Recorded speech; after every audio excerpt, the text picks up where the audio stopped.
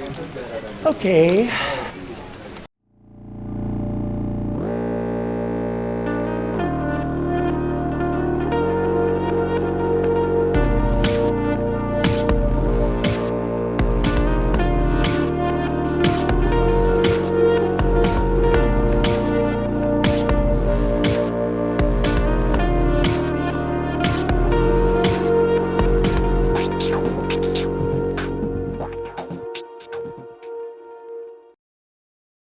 Hey, everybody. Here we are for another episode of Breaking Glass. It's a podcast for glassblowers by glassblowers. My name's Kevin Beecher, and with me, as always, is Josh Mazzei. Hey, how's it going? So, this week we are going to crack open some Corona Premier because we figured, hey, we're going to support the whole cause. And we know Corona is probably hurting right now because there's a bunch of dumb shits out there that think that if they drink this beer that they're going to get sick. I know, it's incredible to think people be afraid of that, but we're going to throw a little business Corona's way to hopefully help them out in these rough economic times. And like I said, I was just telling him earlier, we went to the beer distributor the other day, or today, I guess yesterday. I went and bought like 7 cases of beer to stock up, and there's a huge stack of Corona right inside the door. They had a huge display with like cutouts and like just stacks of Corona, and she said that not a lot of people were buying it right now, which is kind of funny because usually it's a pretty popular beer. Oh yeah, it's been popping up everywhere. So I heard the rumor is if you put lime in it, you won't get sick. Yeah, there you go. So a little bit of vitamin C and you're safe. Yeah, Don Chili actually texted me yesterday just to let me know that liquor stores were closing and I should probably it's pretty wild that like they shut the liquor stores down. My wife, she was freaking out, and she's a pretty big vodka holic. How many Tito's did you get? Just a case? She went and bought, I think she bought 3 big bottles of Tito's and then like 2 bottles of like some flavored absolute strawberry vodka. Yep. So I don't know. She stocked up. That'll last her. And like I said, I think I have like 7 cases stocked up now. So that should get me like 2 weeks. Yeah, you should be hopefully. Yeah. I don't know. Depends how much we're hanging out, blowing glass and all that stuff. But other than that, we just figured this would be a good week for us to, talk about all the shit that's going on. There's so much happening. Or not happening, I guess you could say. Yeah, we want to kind of come at it from, talk a little bit about what's going on in glass, and then maybe, a little bit about our own personal stuff that's going on with it. And okay. Well, we'll get into that. We have, like I said, we have a nice giveaway for you, but we're going to start right off because we got some questions on our mailbag, and we figured we'd... Into mailbag? Mailbag. With toilet paper. Toilet paper. So, yeah, let's see what we got here. All right. First question is from Deb Stevenson. Oh, and it is the Deb that it was, but I thought her last name started with a P. So anyway, Deb Stevenson, I'm going to give up your email name at headbangergirl@msn.com. Hey, Josh and Kevin, I was wondering who chooses the band that play Melt every year and how that whole process goes down. Well, it's kind of evolved. The first year that you wouldn't have been at that one, Deb, we actually had 16 different bands, and nobody watched them. Not one. And then the next year we brought in a couple bands. It's just been declining in every way. It's such a tough thing to... Look, glassblowers do not give a shit about music. As much as you think they do, they don't. Like when that first year, we thought in our heads that Melt would have been this great big mashup of music and glass blowing and art, and we spent, I don't know how much, it was like something like $20,000 of our budget, which was ridiculous on music. And we had all these bands. We had 4 bands a day for 4 days. Oh, 4 bands a day for 4 days. We brought a one of our buddies came in, did the production on it. I mean, we had this huge setup stage, this beautiful stuff. We had a contract with a guy that did all the... A music producer, promoter. And he rounded up some pretty good music. I mean, we had some pretty good bands. There were bands that would draw big crowds at a bar in Philly or something like that, and nobody would watch it. Like it was so anyway. I kind of feel like there's something behind this question. So if you have somebody to put forth, I mean, let us know. But the reality the last is, few years last year we had the Rumpke Mountain Boys. Yep. And that was just something Sean wanted to bring in for his party, and they said they would just stay the rest of the week. So it was kind of cool. The year before that we had Medusa Disco, and they're just one of my bands. I love those guys, and I just really wanted them to play, and I thought they'd be a good fit. Yeah. And every year I talk about trying to bring my friends who have a band on the East Coast, and crickets. Well, this year, we're gonna need somebody this year. So well, maybe we'll bring them in, Lord Nelson. But I don't. They're not headbanging. Even for I can remember like 2 years ago for Medusa Disco, I mean, that band's awesome, and nobody came down to watch them. That tent was empty. Just the energy and stuff that goes into it, just to have no one really appreciate it. You just have to figure out if it makes it worth it. So anyway, I hope that answers your question. And like I said, if there's something behind you asking this question, put it out there. If you've got some band that wants to come and perform for us at a very, very reasonable price. Very, very, very reasonable price. Because we just, and that are fine with having no audience. So yeah. All right, next question is from our longtime listener, Brandon Dorn, and also Melt Glass Gauntlet champion. Best customer and or shop experience, and then flip that to worst experience. And then, so you want to take that first? Best customer and or shop experience. Yeah. So, I mean, we actually have something. I mean, I'll just say recently we had a great shop experience, and we're going to give a shout out to Lauren and his girl from Smoke Signals. Yeah, we met them out in Las Vegas. I met them out 2 years ago or something like that. 2 years ago. Just recently, they only live in Frederick, Maryland, which is about an hour and 20 minutes from us. But his shop, he has 4 or 5 shops, Smoke Signals, and just all around good guy. I mean, just very entertaining. He has a lot of stories. He's a smart guy, and he just bought a shit ton of glass from us. We saw him out there. It always makes for a good experience. Yeah, and he said he wanted to put an order in out in Las Vegas, and he pulled aside like 5 or 6 of our little production rigs. There's a couple things, it was like it might have added up to $1,000. Yeah. And then he was just like, we were like, well, if you want, we'll just drive it down to you and see your shop and everything. And he's like, cool. So as soon as we got back, we got our box back. He called us up. We made an appointment, went down, and he just pretty much went nuts. I mean, he went ham wild. He started just pulling pieces out of cases, and how the one octopus piece that we wanted like $2,000 for, it just came out of the kiln that day. And he's like, I'll take it. Yeah. So that was a good experience. So I'll give him some credit on that. Yeah, that was really good. It's hard. That's a hard question because I mean, it makes me start to like really just like kind of go back over the years and think of all the different things that have happened and how I could come up with different categories of best experience and things like that. People that maybe bought glass 10, 15, 20 years ago that have now become really good friends of mine. That's a pretty cool experience. I actually have some good friends that, not even nowadays, we're not even like, they're not in a buying, selling relationship with me, that we're just friends and things like that too. I have shop owners. I mean, John from Simple Pleasures, Totally. That guy has more glass of mine than anybody I can name. I mean, you can go into a store and he literally has like $60,000 worth of glass sitting on the shelf. Over the last like 8 years, he's bought, he buys a lot of glass from us. Yeah. I think the best shop experience is when you go or customer experience is when it doesn't feel like a business exchange. I think that's really the best experience, when you actually just have this, like, something happens and almost the glass is almost secondary. Well, that's what I liked about Lauren. Exactly. He took us. We got there. He took us out to eat. He's like, let's go out down here and have some drinks. And he took us out to dinner, paid for everything. We're like, we didn't expect that. I didn't expect him to do any of that. And then he's like, well, let's take a walk. He took us a walk down through town and checked out the canal. And he was just very friendly. And he didn't. Totally. He was like, he actually bought. A lot of times you go to shops, it's like buy the glass first, do all the business first, and then whatever happens. There, he pretty much did all that stuff first, and then at the end of the night, he's like, "Oh, let's go look at some glass," Yeah. So he didn't really care so much. That's why that definitely makes that good. And then worst experience. Man, I don't know. I mean, I've had some pretty bad experiences at events. I mean, I don't know how you'd go into what's your worst experience. I would say my worst glass selling experiences were the raves back in the late 90s. Because they were just full of a bunch of tweakers and people biting their lips and stealing shit, and it wasn't what I liked. Well, I can say hands down what my worst experience is, because it's the exact opposite of the best experience, and that is that somebody who I considered an incredibly dear friend and who was so important to me as a person in my life, and was a gallery owner. It wasn't a head shop, it was a gallery in Arizona.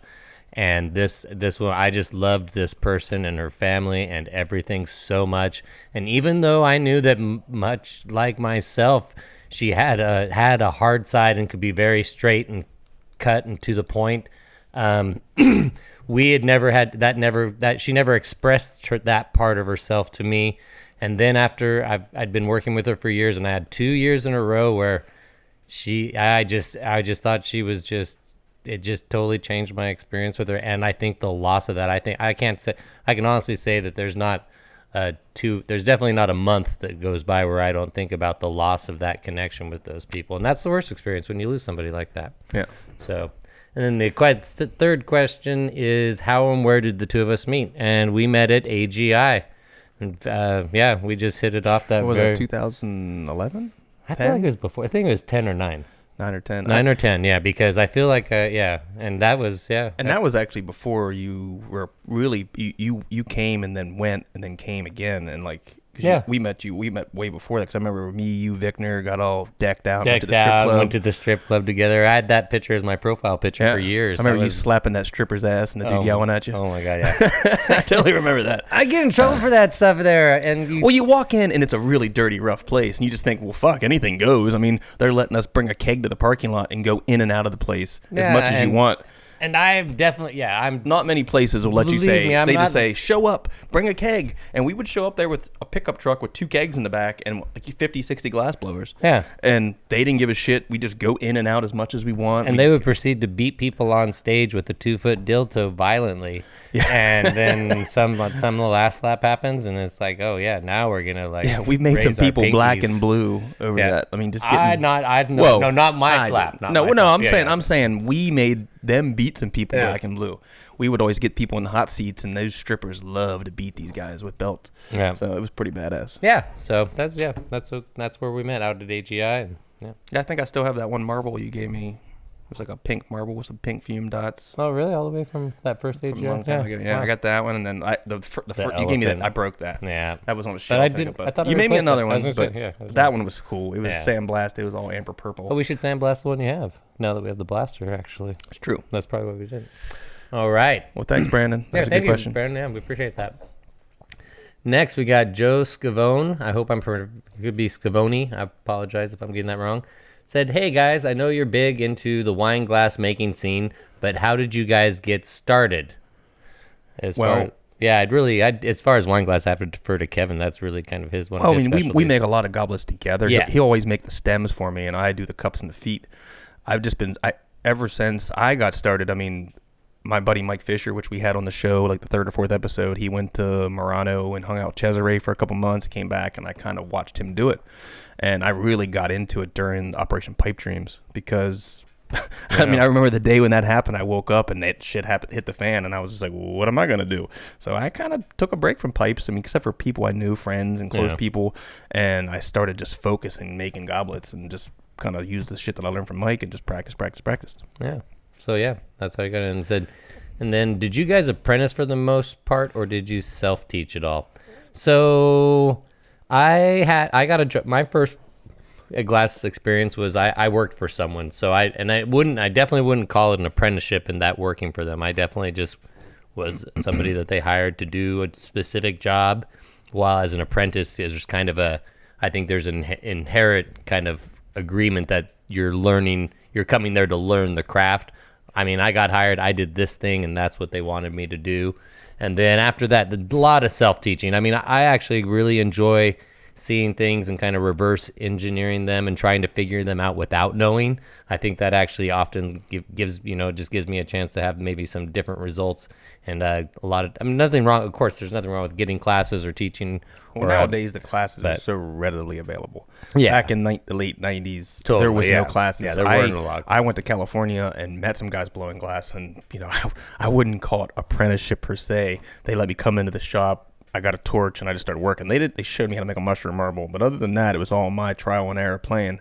Did that for a little while, came home, and I was on my own for years. Yeah, I didn't know any other glass blowers Fisher. Besides, but he didn't really do. He was doing soft glass. Right. He was in school for soft glass. Yeah. So everything I really learned in those first 4 or 5 years was all self-taught. I mean, I didn't have anybody teaching me, learning anything. I'd go to Salem, pick up a little secret here and there of something, somebody do a little trick or something. Are you still unlearning those first 4 years? Probably. Yeah. Yeah, I didn't really learn, it was all basic wrap and rake and, stupid stuff that you'd pick up here and there, but it was a lot of self-taught. And then keeping the questions coming with, what was the technique that got you on the path that got you obsessed with glass? A technique? Yeah. I mean, the first big crazy thing that I can remember back in the late 90s was honeycomb patterns. Yeah. And I remember seeing them, and people were like freaking out when you do it because it just looks so crazy, different to everything else you were seeing at the time. Back then, the early 90s, that was all like a lot of rap and rake, tons of that. Yeah.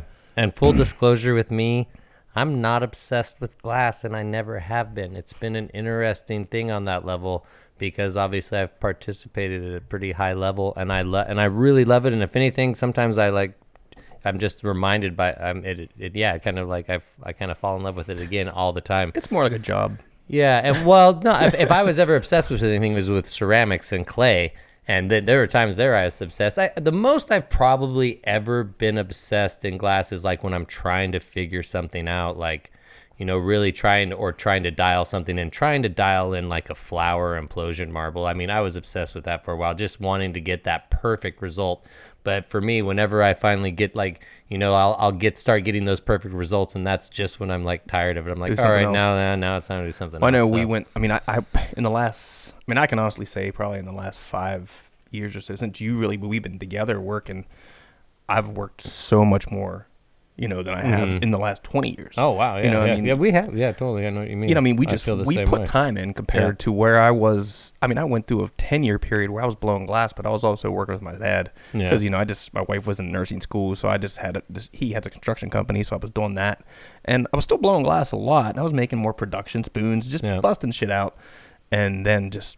It was the literal side hustle. Literally 2012, 13, something like that. I mean, I was always going to AGI every year and all that stuff, but I never really got so invested into it until, back in 2015, 14, I really started just going crazy. Because as long as I've known you, it's what you've been doing exclusively, but I know that pretty much you had just kind of taken that way when I got out here. So, and then let's finish up this. Okay, we got 2 more questions left. The first one is, are there any techniques that you would like to learn or improve upon? You want to go first with this? I don't know. Lately, we've been getting into sandblasting stuff and like using those multi-mix things. And our buddy just bought a faceting machine, so hopefully we're going to start seeing some faceted stuff out of us. And speaking of, and since this episode we're gonna dive into the coronavirus here in a little bit. I just realized we're going to start electroplating, especially with the warm weather. It's like, well, might as well set up the electroplating kit.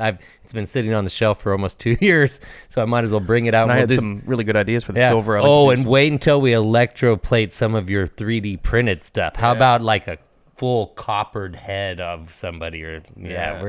Let's definitely talk about that. There's some cool stuff we can do. But yeah, as far as techniques that I would like to learn or improve upon, I'm all about.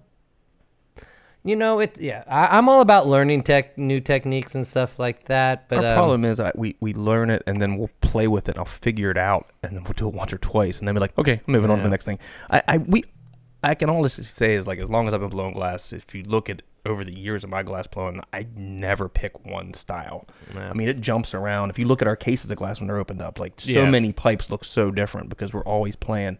None of them might ever be perfect, into what they could be, but there's so many styles because we're always trying different things. I got one thing for you. Millies. I like to draw, paint. I'm a 2-dimensional artist as well as a 3-dimensional artist, and if it's one of those things, like I could easily see myself just take like 2 or 3 months and commit to millies and really work on them, but I will never do it unless I have all the cold working equipment, and that's the thing that would probably hold me back until I get I have the saw. We got the wheels and stuff like that, but till I had like a saw in-house where I could be doing that. But I think I could really enjoy millies. I have a couple. I've got a couple ideas that I always look for him to feed me. Like there again, that's why we work good together, is because he likes to do the tedious things like making like just little creatures and stuff like that. I like to build stuff, so I like to spend the day or 2 or 3 and I'll build the piece and then like add the stuff to it. But I don't like doing the parts of the piece where I have to sit there and make all the little pieces, and he likes to do that. Yeah, so I could seriously see myself getting into some patterns and chips and making tubing from that, which we could work with, or some imagery. I actually have an idea for a style of millie that I don't see anybody doing out there right now, and it would be pretty good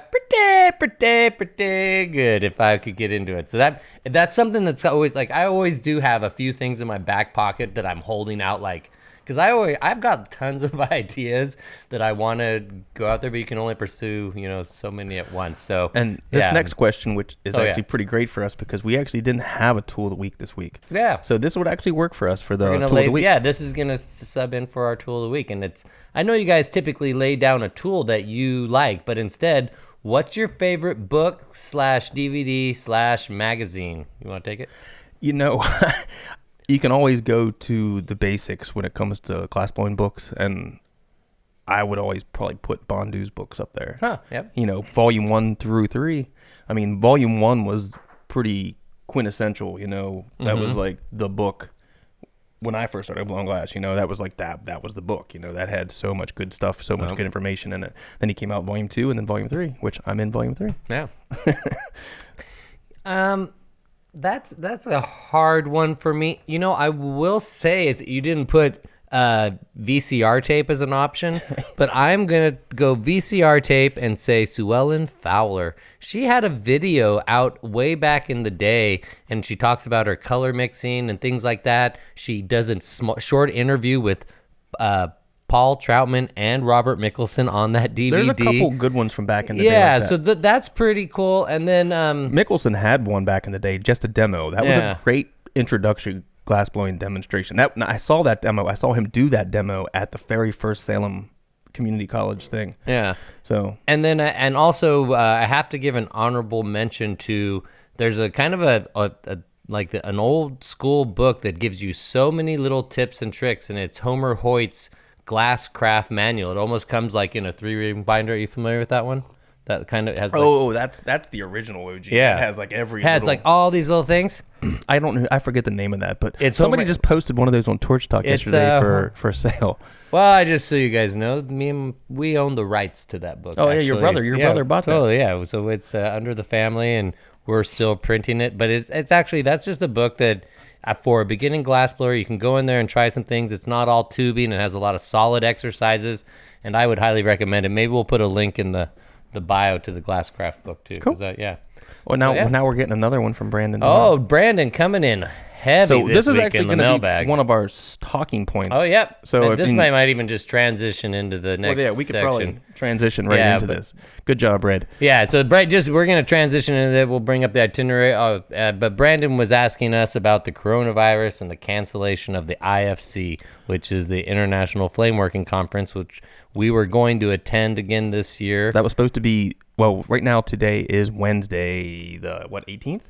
So the event was supposed to be this weekend coming. So hopefully this episode will be out by Saturday, Sunday for you guys. But it'll be right on point with everything. But we've gone to the Salem thing every year, and we talked about that. This episode would be a great thing to say how it's affecting our business and our industry. Yeah. So I mean, right off the bat, to have something like that canceled, this is what, 21 years, 22 years. I don't know exactly the number. I think it was 20. That was like I think they already did the 20, didn't they? Whatever. It's between 20 and 22. Yeah, they've done this event, and they've never felt significant. Canceled. They were bringing all these people that were previous this graduates. one was all just Salem alumni. Yeah, Salem alumni. That's why I thought it was like a special year for some reason. Like it was all alumni. No, I thought they already did the 20. It seemed like a lot of line. Excuse me. No, they honestly. I mean, it's that way with everything right now. I mean, they actually canceled schools, which in my lifetime, I'm 44 years old. You want to back me up with one of those red? I've never actually in my lifetime saw the schools get canceled. 3 days for a blizzard or something like that. Oh yeah. But to actually have the schools shut down for 2 weeks, and that's just the start. They might. I heard some of the places were saying they're shut down till the end of the season. Oh yeah. I think it was California has opted to cancel school for the rest of the year. Oregon has actually picked a date. Could you imagine being a kid and they cancel school and then you're like, I know, and then, but then there's nothing to fucking do because you're not supposed to go anywhere. Yo, you can fucking play video games. If I was a kid, you let lock, you're like, you can't go to school. Wow. You can just stay home and play video games. I would have been fucking loving it. And I would still go outside. There's no way they're gonna keep kids. Well, yeah, outside. You go in your backyards and look at kids across the fence. I mean, it must be rough. I mean, talk about kids that like actually live in the city. I mean, I can't imagine. Of course, I can't imagine a life where I grew up in an apartment.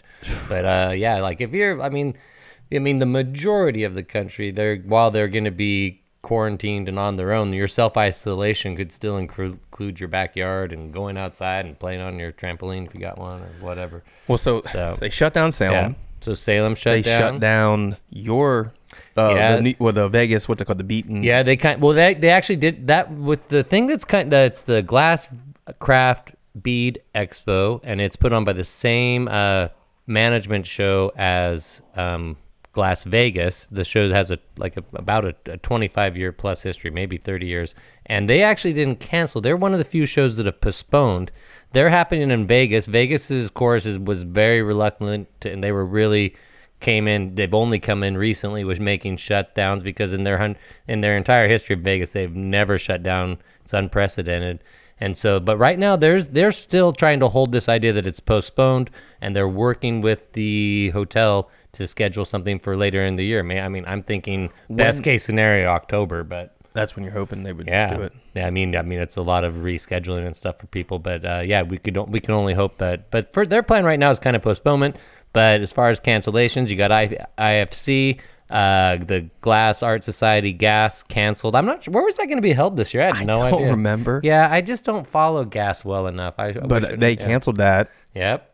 And it's kind of just overwhelming that they're canceling all these things and shutting everything down. I mean, they're shutting the liquor store. I mean, they shut the liquor store down last night at the close time. So what's going to happen when people run out of liquor and I'm really wondering, because it's funny. I was thinking about this on the drive back home from the beer store. Well, every state's going to be different, because some states don't have liquor stores. Right. We're in Pennsylvania. Pennsylvania is a Commonwealth. They sell all their booze through a liquor store, through the state. Yeah. You can't buy it. Yeah, you can't buy liquor at the grocery store like you can in California or any reasonable adult state. Reasonable. It's a fucked up law. Hopefully they change it soon. But Oregon's the same way. Is it? Well, you can buy beer. You can buy beer and wine we have better beer and wine selection at a 7-Eleven than you guys have at your grocery store or at your beer store. But you can buy beer and wine, but liquor is it's state run. So it's only, I don't know how it's going. Well, we'll have to go down to Maryland, because Maryland you can buy liquor and stuff like that. Well, Maryland, I thought they had stores too, because they don't know. They have actual you could, but you have other grocery stores and stuff sell booze. Because I was in Maryland just a few days ago, and I stopped at the grocery store, and I noticed in the parking lot of both grocery stores I stopped at in Maryland, they had liquor stores. They have liquor stores, but the liquor stores sell beer and everything, wine. Okay, so that's just they're like specialty shops. Yes, but a grocery store still has that selection. I was wondering. That's what I figured though. I thought worst case scenario if we really need liquor. But ironically, I was thinking about our own style of alcohol, and I know that you could take beer and alcohol away from me for a couple weeks, and I would be fine. But you're more inclined, you carry a cooler around the casino, so it's like I don't want to have. Yeah, you don't want to drink beer. You're like my brother. You're like my brother with weed. It's like when we land, it's like let's get a drink. If I land on a plane with my brother, it's like where are we gonna get weed? And I'm more inclined. But as soon as it's there, I'm like that guy. I'll drink as many beers as you can let me drink when I have them. But I like weed. I'll smoke it all day long. Yeah, you could give or take it though. But I mean, there again, I would be upset if I didn't have it for a couple weeks. Yeah. But not having beer, I could probably go a day or two or three, and then I'd be like, "What the fuck?" Yeah, totally. This sucks. Yeah. So. But there's some people that need it. It's gonna be interesting to see people that. It's going to affect. It's affecting such just stupid things. We'll just jump into this real quick since we're here. We had a giveaway this week. Oh, yeah. And we had this here as a kind of a little joke, because hey, there's honestly zero toilet paper to be found in my town. None. I went to 4 to 5 different grocery stores. There's no toilet paper. Josh had this in his stash, so he's like, hey, we're going to give away some toilet paper. I gave it up. So we got some toilet paper this week. My wife is a nurse for the Department of Health, so she actually is dealing with this shit. She's working overtime. She's working tonight. She has to work the weekend. They're working pretty much nonstop trying to freaking... I'm sure you're thinking, I only wish you would handle the mask. I might win more. I'm just touching the outside of it. I'm not touching the inside of it. Rewind the tape. Let's see if those fingers went under the balloon. I'm touching the rubber bands here. So yeah, we got one of the special good masks. We got some of these. These are like the cheaper masks. Totally look like maxi And then pads, we had Lucky and Galan on here last episode or whatever. So we figured we were trying to put perspective of how to get rid of their stuff, and they gave us a bunch of stuff. So we're gonna add Lucky's giveaway into this. Yeah, Lucky's pipe and pendant's coming with this. You'll have a brand new fresh pipe no one's ever smoked of. Just rub the mouthpiece with some alcohol before you get it. Yeah, disinfect it, and we got some stickers. So that's Lucky's stuff. You got the mask, you got the toilet paper, and I don't know how we're gonna do that. Oof. Don't put me in a spot right now. Oh, okay, we'll figure that out. We still need to figure out Steve's butt plug. He sent me a message like we got to send. We committed to making a butt plug for his giveaway, so we're gonna send it. We sent a space one. We're gonna do like a Star Wars themed butt plug. Sure, we're just gonna make the parts and send it to him, and then Trashy, if we owe you a butt plug to me, I think episode 2 with Paul Catherman, we promised a butt plug and Trashy won it. I think we're gonna have to go to tape on that one too. But because he made a comment once about, he sent me a couple pictures of butt plugs, and I'm pretty sure it was like, hey, just as reminders, polite reminders. They're very friendly. Shout out to Trashy. He wants to get married at Melt this year. Oh wow, first marriage. So he was asking who he keeps insisting that Todd was the one. I was like, listen to me, I'm the one that married everybody. I'll do it. He wants somebody to do it. You just have to get ordained. I would love to do it. Yeah, I told him, I was like, I'll do it if nobody else does it. I've done 5 weddings.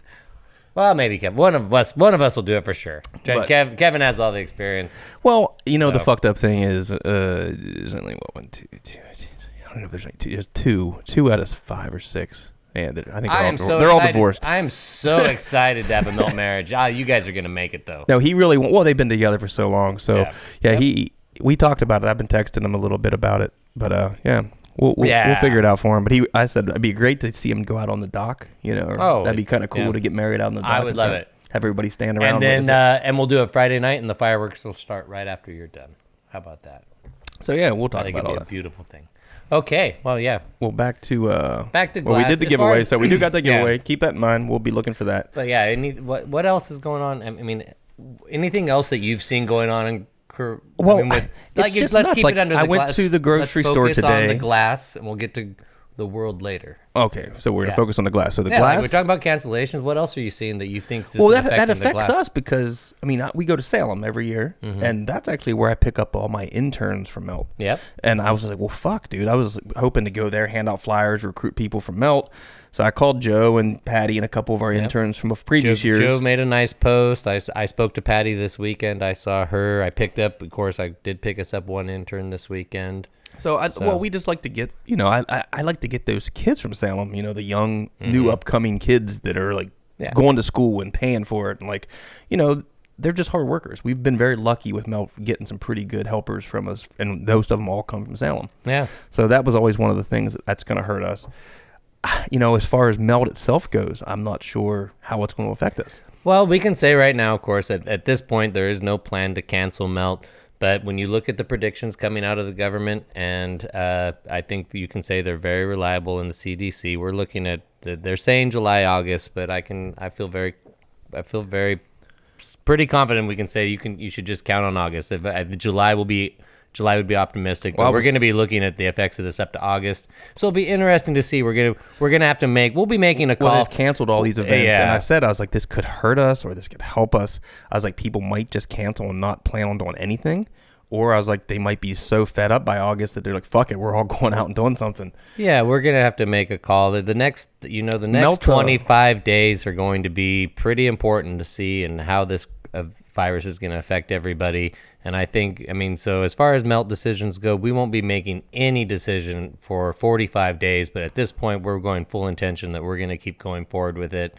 And we just might be in that perfect window where we're in that kind of the curve is flattening. We're kind of on the tail end of it. And the reality is Melt's a big event, but it's secluded. It is secluded. It's isolated. It's not like we're doing an event in a city where every night you have to go out to dinner at a different place. And so I think we have some, we're a little insulated right now in terms of if we're not, it's barely over 250 people. So we're probably at our peak. So I don't know. People, if you're sick, don't come. Well, yeah. And that's going to be the thing. If you're sick, of course, don't come. If you've even been close to it, and we're going to have to count on you people out there watching this and the people at Melt to be that good, make a good evaluation of that. But yeah, right now. But hopefully we're, like you said, we're on the tail end of it by then, and everybody's just trying to get out. We'll be very, I think it might be one of those things that we might just have the benefit of people wanting to capture a little fire of their summer that's kind of going to get lost in all of this. Well, since they canceled Gas and they canceled Salem and they maybe canceled DFO and then the DFO. I mean, I'm calling it now. DFO is going to be canceled. They're canceling everything. It's so prime. It's like it's at the very beginning. It's not July. It's in June, and so that's beginning of June. Yeah, so it's beginning of June, which is even worse. So I mean, again, I love the DFO. I'm full support of them, but I just don't know. It's like just like this Glass Expo show that they canceled in April. They were like right up until like the big end of last week saying we're gonna do it, but then they canceled the projections and stuff. I think you can just expect anything going. It'll be the one thing that'll be interesting that might be different, and I've started to see, I don't know if you've been seeing any of this on social media, but there have been some Glass shows. A good example is like this Bob Snodgrass, Hugh Glass, they had a collaborative show coming up here, and of course Bob being in his 70s, they're not going to bring Bob to a gallery show in California, and so they're doing some live auctions, previews of the work. You're going to see a lot of different stuff going on out there, I think, where people are trying different things, and they're going to be online options to see work. We said about that tonight. We've been seeing a lot of that in general. Like last night for St. Patty's Day, I said that Dropkick Murphys did live shows for free. There was, like I said, there was over 100,000 people watching that concert. Yeah. So I mean, and I saw a lot of other bands doing live shows for free just because what are you going to do? You're seeing on the news too. I saw I mean, how many glassblowers have 420 shows scheduled where they're supposed to be like the demonstrator at that? I saw quite a few canceled. Yeah, already. I just saw. I think Baller had a show going. What about Blake? Yeah, Blake? I haven't actually. Yeah, I'm going to reach out to Blake and Junkie coming up. Their show in Connecticut was for 420, I believe. So that'll be interesting to see. But again, it'd be interesting to like talk to Zach and Charlie and see what their plans are, see how they're going to tackle that. Because the reality is, where everybody's going to be in their homes, but it's still a great opportunity to show work online, and we all have that technology and stuff. It'll be interesting to see how this all plays out. We'll have to start doing some like live streaming. Yeah, we've been talking about doing some live streaming in our shop too, and things like that. I already. I think that's another thing that you could say. I definitely have seen the push on Instagram by glass artists. Everybody's offering something up for sale right now. Yeah. You go through my Instagram feed and it's like, oh yeah, this person's offering stuff for sale. This person's offering. Well, there's nowhere to go. I mean, I said that before. I mean, this week, I mean, we're planning on going on a trip. It's like going out and doing things and. There's nowhere to go. No shops. Like you can't make an appointment with a shop because they don't want to see you. They're like, just hold off, dude. Yep. Everybody's gonna hold their money. Yeah, I'm sure. Yeah, totally. The stock market's down. Nobody's trying to spend money right now. I don't think unnecessarily. I hate to say it, but one of the things that predictive things in my head that I'm thinking about is that again, this is like could be a there's a potential long-term effect of this on head shops. And that's is that there, you go back 4 or 5 years ago, there was this explosion of glass artists selling online. And they all of a sudden, everybody was just saying, fuck the shops. I'm just going to sell this online. And I'm just going to sell my glass online. There was so much demand for glass. And then, of course, then you start to reach that point where it just kind of maxed out. And then all of a sudden, and then you have this collectors buying and things like that. And then all of a sudden I feel like the pendulum had started to swing back towards stores. Yeah. We saw that at Glass Vegas this year. All these big time, big name, all these big, well, all the big time glass artists all of a sudden came out of the woodwork for Glass Vegas this year because they haven't been having those online sales.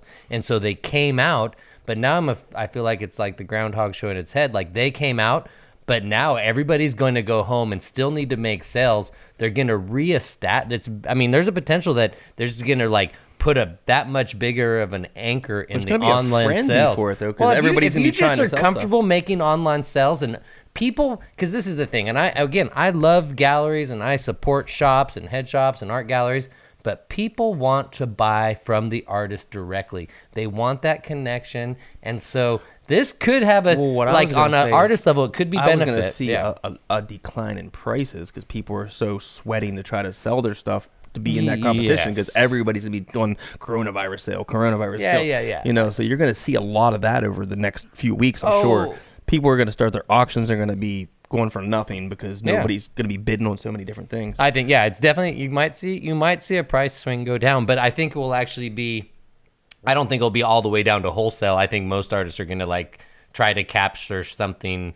Well, some artists will just go straight to wholesale, but I think artists are going to try to capture something a little bit above what their wholesale was. But yeah, I think that effect on our industry specifically could be interesting because most people in our industry are tech savvy. That's why. You know, again, all those guys were selling online. Everybody's selling direct. And now that you're removing the stores out of the equation for 2 months, it could be bad for stores. I hope it's not. I saw quite a few stores saying they shut their doors, but they'll do curbside, so you can pull up, order what you want. You have to go on their gallery online, and they'll start putting like online galleries. They're gonna have to get creative in what they're doing. It'll be interesting to see the store's reaction. I've seen a little bit of it here and there. Do you think we're gonna get money? I mean, from the government?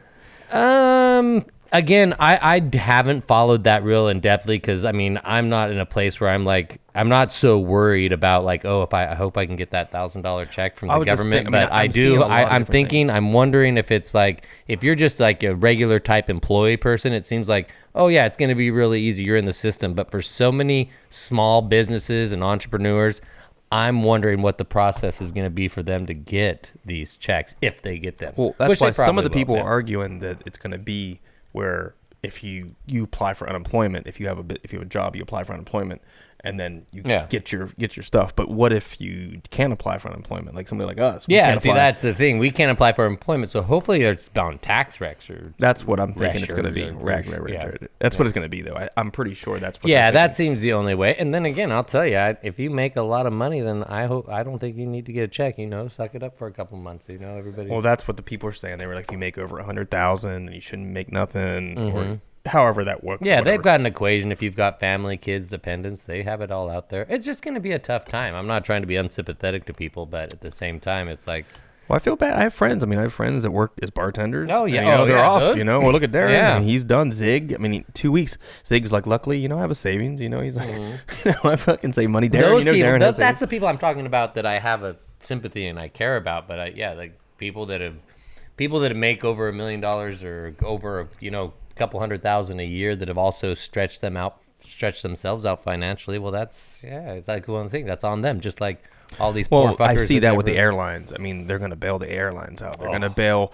The airlines don't give a fuck about us. Yeah, they screw you at every turn trying to charge you for more. Look at Darren. We went to Vegas this year. He got online, paid for the freaking upgrade for first class. Like, paid for it. As we're going to the airport, we get there. The guy's like, "Yeah, that didn't work." He's like, "You can't get your money back either." I was like, "What the fuck are you talking about?" Fuck that. It's like, "Yeah, that doesn't work." I know. I mean, I understand the world needs to still operate and everything, but fuck the airlines. And the cruise industry. I'm happy to drive. I know not everybody can. I mean, make it ridiculous, and maybe people travel too much anyway. Too many people. He wants to bail out the cruise industries, the hotel industries, and I understand those people have employees and they got to work, but. They're building these things and they're doing this stuff and they rip you off. They stretch themselves out. They take their money, they reinvest it. They put their money out in an attempt to make more money. They play the lottery and then shit gets fucked up. And then they get a bailout on it. Yeah. It's not. I mean, I know you can talk about these things in more detail and know that, but I don't see that. So back to glass though. I want to focus on glass and anything else. I mean, for me, I've definitely seen like the indicators online. What about glass suppliers? You said you saw some stuff today. We saw Mountain Glass that they were closing their doors to walk-in sales. Okay. So it would be just orders. So I think ABR posted like recently saying that they're going to, they'll put out ABR. Well, I think ABR doesn't really have a walk-in presence, and so like I think they were saying that they're still there. They're going to be shipping out orders. I mean, I was asking you today. I was like, what's our oxygen tank look like? Where are we at? I was like, do I need to order a tank? I was like, so I don't know. I kind of see them shutting down. I think that would be considered almost an essential service, like because they do. All the oxygen and welding and stuff like that. That's an essential service. So I don't see gas. They're not seeing suppliers. Hundreds of people. Yeah, you'd be like, oh, nobody. Well, can come into the store. And most of the time they're delivering their product. Well, that's what I'm saying. Everybody come in. Everybody come into the store. Whatever. Don't worry about like coming in and trying to buy shit. Just order it through online. Yeah. So hopefully, we're gonna see tomorrow. I'm gonna call. Yeah. So we'll get one delivered for Friday, and then. You think Friday or Monday? I don't know. We're getting like to the point where if we'd work 2 nights, we'd probably kill it. Yeah. Then we could squeeze through with the K tank. I don't know how much is in there. We should probably get one Friday. Patty might come visit us. She's got a bug out bag. We were gonna play poker too. Oh yeah. But yeah, bug out. I did go, like I said, Saturday. Today my wife was like freaking out, and she was like, go get some canned goods. So I went and bought $150 worth of canned goods. Shit that I'm not even going to eat. I put it in a tote in a corner, and I was just like, that's shit that we could keep for 5 years.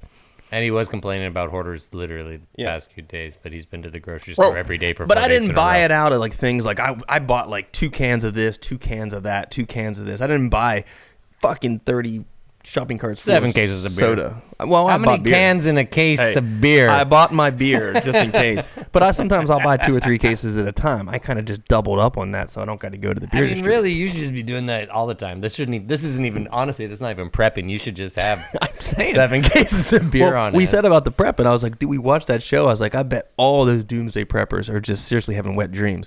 I mean, this is like their totally. They're getting off. They think that they're totally like in a superiority position right now. Dude, I told everybody. I've been telling everybody this is how the world's gonna be. So yeah. Well, we talked about that. We said about all this stuff. We were talking about shows we watched.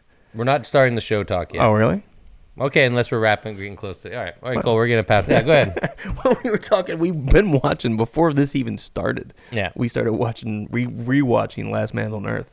Totally. We were thinking, like, we try to keep you guys up to date on what we're watching in the shop, but we both have a pretty extensive knowledge about movies and whatnot, so we thought we'd offer you some of the best. I mean, they're out. It's all out there online. You can go to HuffPost right now and get a list of your 10 best apocalypse movies. But we thought we'd talk about some of the some fun stuff to watch. We started that 3 weeks ago. Yeah, just it wasn't random. I did think I did say like, I wanted to rewatch it because it's funny as shit. It is funny as shit. If you're not familiar with it, it's Will Forte, Last Man on Earth. It's hilarious.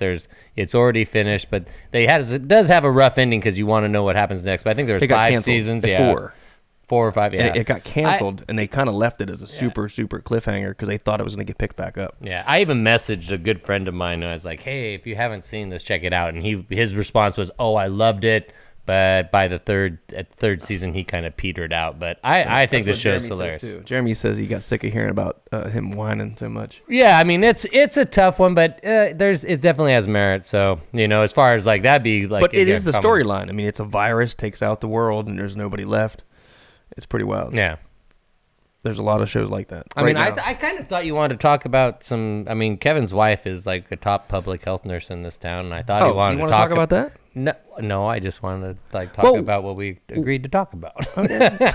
And that was like, into the show. Well, we could go. Yeah. I didn't know we were going to get that deep. I mean, I just thought we hear about this stuff. My wife does work for the Department of Health. She's a Department of Health nurse with the CDC. She actually works for them, kind of in a way. Sometimes. Right now, she's dealing with this stuff like pretty intense. She's the one that actually goes to your house and like quarantines you in our town, like if anywhere in Franklin County, which Franklin County is a huge area in Pennsylvania. I want to give you this visual image. She literally puts on the full Dustin Hoffman outbreak outfit, and she's walking up your front steps. Yeah, that's where we get the mask and stuff. She has this stuff. Let us, just maybe in the comments mention. Would you answer the door if some outbreak?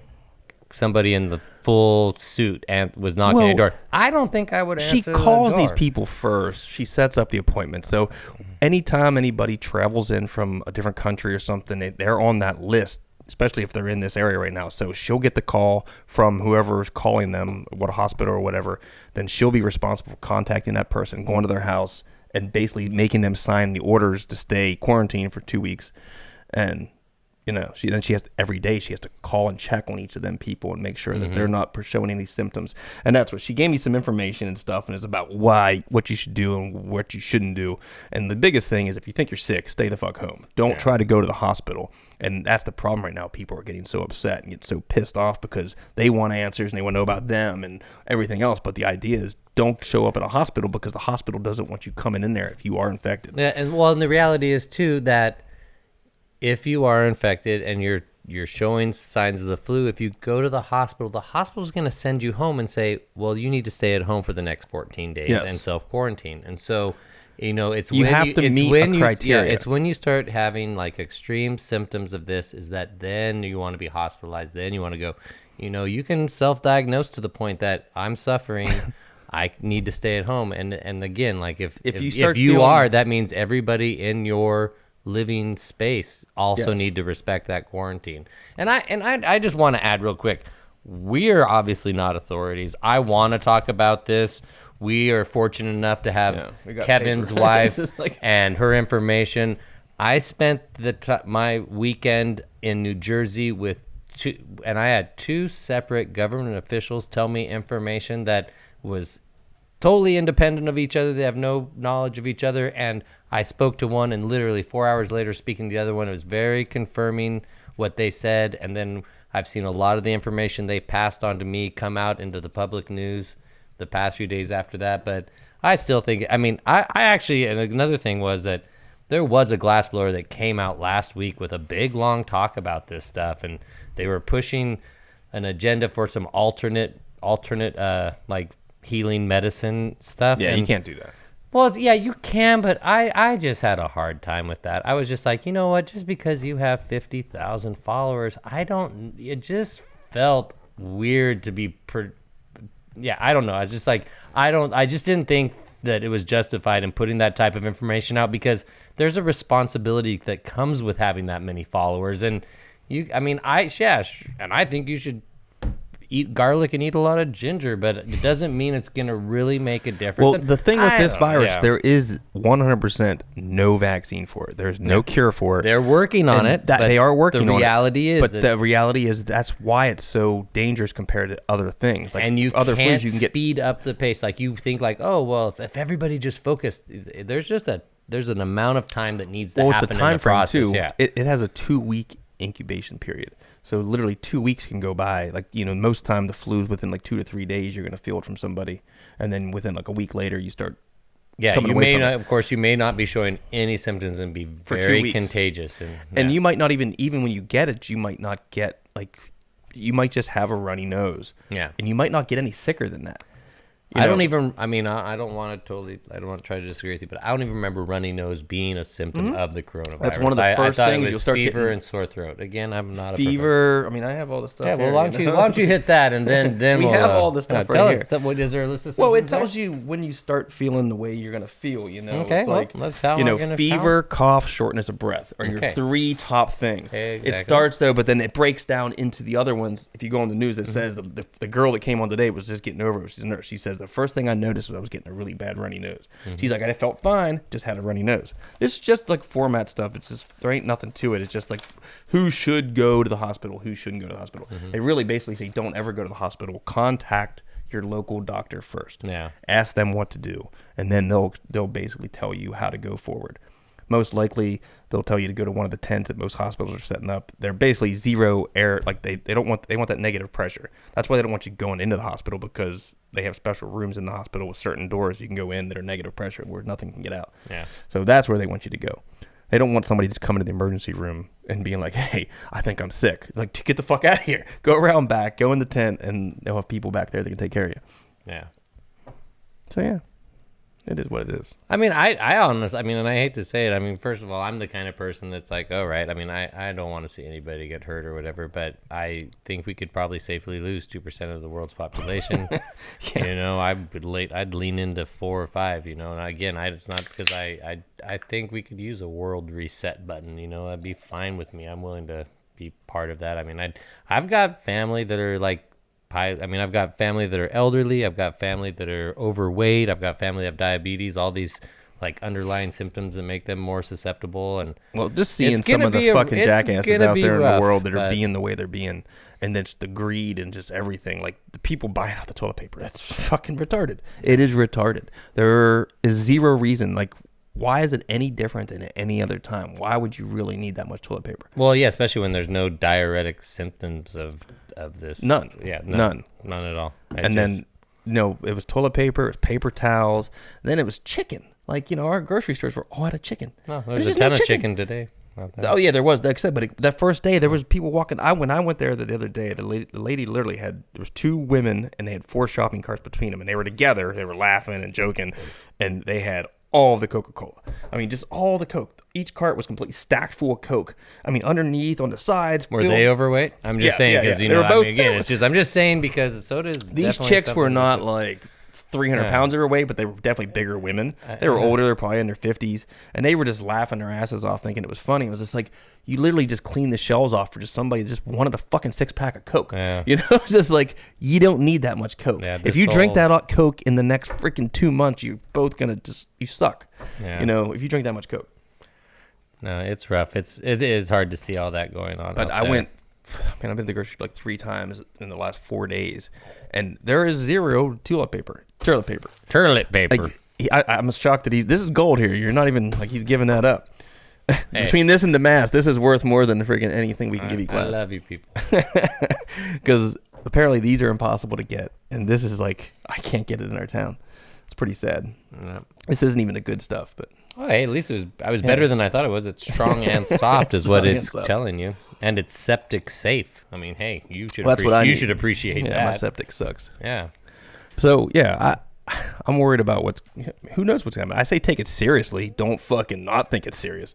Absolutely. I mean, there's so much just craziness going on. Like I said, we've never in this time I've never experienced anything like it. If anything, you know, there is something to say that as glass blowers, we're very lucky. First of all, if you are a full-time glass blower, you can work at home. The reality, well, yeah, you can work at home, but the reality is that even leading up to this, you're probably less exposed than most people. I mean, how many people go to work and work with 20 people on a shift working with the public or something like that? So just inherently, you're already kind of insulated by that. Hippie. And then on top of all, now you do work at home, so yeah, you can still be working at home and doing stuff. And then again, I'm one of those people, street people. You know, you're used to being on the streets for the most part. You've been to a lot of festivals and stuff. You picked up a lot of little tricks. Totally, you can rough it for a while, and then I also think that, you know, I'm not trying to be like silver lining on this shit too much, but I mean, it's an opportunity. I mean, honestly, I said that thing about Millie's. As soon as I said that earlier, I was like, I guess I could just say like,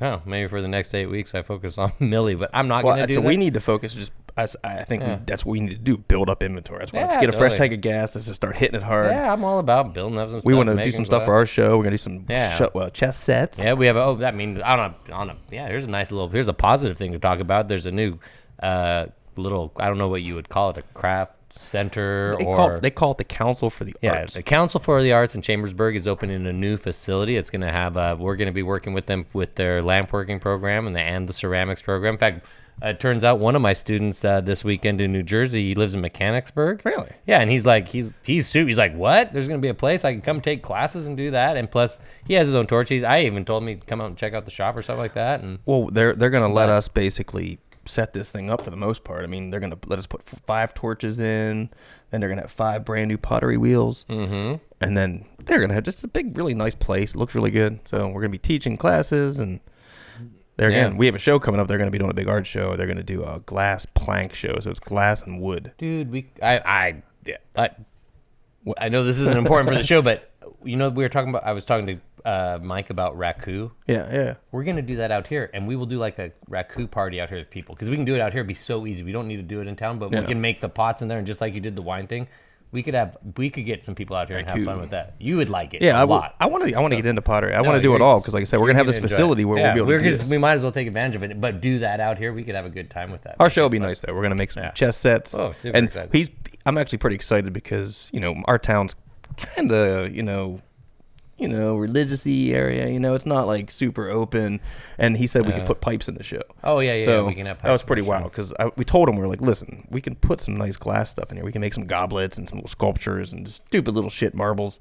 But I was just like, you know, well, we can also do some over-the-top pipes that, and they're going to be more impressive. You know? People will be like, spend more time on those. Yeah, people that, you have the opportunity to show that to a crowd that just doesn't see that stuff. So I think that's really nice. You know, I was supposed to mention this at the beginning of the show, and I kind of skipped over it because it just didn't feel natural. But hey, if you have enjoyed the show, if you've enjoyed any of our shows, you know, hit that like button. Please subscribe. We want to get more people, you know, on the page. And it's also, you know, go back and rewatch those old episodes if you can. That helps us out. And yeah, throw a like on it then if you didn't. Yeah, we had some good people. Yeah, we've had some great people on the show. Again, you guys got some time. You're going to be at home. Throw it on in the background. just like music to your ears, hearing me and Kevin drink and talk. So, yeah, please, like and subscribe. It's part of our new motto here at the show, because apparently that's what podcasts do. Yeah. Yeah. All right. Send us some questions on mailbag. Let us know what you're doing. How is the coronavirus affecting you guys? Because we're going to be doing a show next week. Question. I mean, we're going to be trying to figure out. I mean, we're going to be talking to you guys. We're going to be isolated in here. We might as well be reaching out to you guys and talking to you. But yeah. Oh, I wish you could see this right now. But that says coronavirus all over it. There's definitely some virus there, whatever it is. But yeah, so if you want to reach out to us, one way, of course, is the mailbag. That is mailbag@breakingglass.show. Of course, on our website, you can always find everything and all the different places you can find the show, and that would be breakingglass.show. Are you laughing at the picture? Yeah, he's laughing at the picture. Okay, yeah. Nobody else gets that shit. I want to see a merge up of that one and the Toothless Steve. I don't know how it happens, but I think that could be the taint. There could be something like, yeah. And then, of course, on Instagram, breaking_glass_ at podcast. Yeah, definitely check. Is that is the Instagram? I mean, I'm hooked. I made that page. I don't even remember that's the name. But me and Kevin have been on there sometimes late night doing some silliness. Yeah. We should do some more bowling. Yeah, come and check us out. We do some live bowling and whatnot. And then, of course, hit us up on Facebook at Breaking Glass Show. Again, let us know how this is affecting you. Tell us what's up. That'd be a good topic. Get some message, get some information in. Let us know. Real world. I mean, we're glass, but everybody, everybody has their own life, of course. And what's going on with you, and what's your insight on this? And yeah, I'd like to hear it. Maybe if Patty comes down this week, we can get her to come on. Yeah, totally. Patty Clune. Yeah, be our first lady. Yeah, full episode with Patty Clune. That would be great. Patty, of course, is a superstar. She came I had my first TA. I mean, I've been teaching for 12, 15 years. Easily have taught this marble weekend class 80 to 90 times. Never had a TA. I had Patty come in this weekend. It was amazing. She's such a rock star in everything she's doing in glass. So yeah, it might be that would be great to get Patty out here for a show. But yeah, so send some questions for Patty too. And other than that, I mean, I think we're gonna basically be part of the solution. We're gonna get a fresh tank of oxygen and just we got all of our booze, we got all of our liquor. We're just gonna stay inside and just blow glass. Yeah, for the next couple weeks. Oh hey, what? The other thing that I have to admit, when I'm gonna send Red some images for this, but as dumb as it sounds, I really believe that the next 8 weeks to 3 months, there's going to be a ton of social gaming going on. So you know what? I am currently a Battlefront 2 junkie.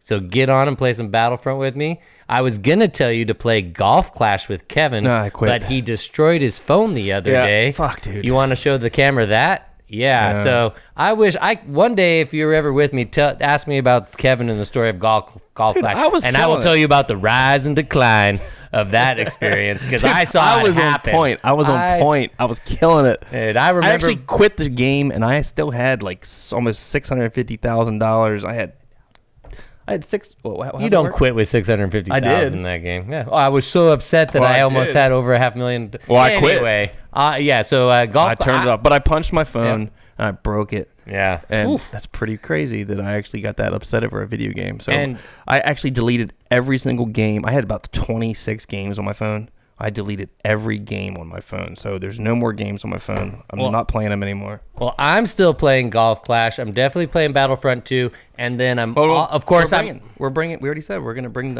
we might do that tonight. Yeah, we might we're going to bring the N64 and we're going to bring Bond out to the shop. But also, I played the, GoldenEye for all you young guys. No. You guys I'm going to get this out here in a second. I'm just ruling Mario Kart. If you think you can play Mario Kart, junkie, I know you're listening. You dropped out. You never even beat me 1 week.